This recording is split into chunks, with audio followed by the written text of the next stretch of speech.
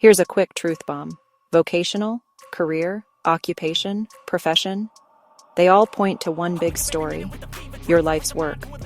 Career isn't just a job title, it's the full journey. Classes you choose, jobs you try, positions you grow into, and steps before and after your main work years.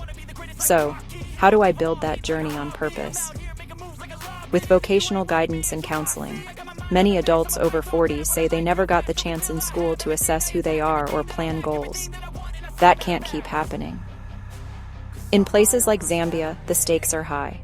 Rising youth unemployment, manpower shortages, wasted potential, vocational mismatch, and heavy parent pressure on career choices. Good guidance in schools can flip that script. Vocational counseling is simple. Help you use strengths in your environment to understand, plan, decide, and handle challenges across school and work. Counselors need the full picture: career theories plus practical info. First, occupational information. Teens often chase cool careers without knowing what's inside. Exploratory stage is normal but can be shortened. Real info speeds it up. Entry requirements, training length, pay, benefits, schedules, travel, safety, pensions, and status and demand.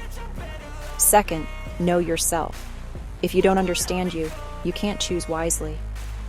4 lenses: interests, outdoor, mechanical, scientific, persuasive, artistic, literary, musical, social service, and clerical.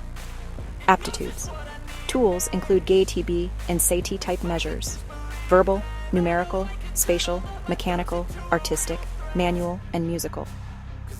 Attitudes. Intelligence, fit, not labels. Use tools like Stanford Binet or CTMM, adapted to context. Also academics, personality, community, and peers. Context matters. Schools deliver this with real-world activities: careers day or week, clubs and extracurriculars, field trips, apprenticeships and tryouts, career info files and bulletin boards, audio visuals, PTA sessions, and cumulative records. What info powers great guidance?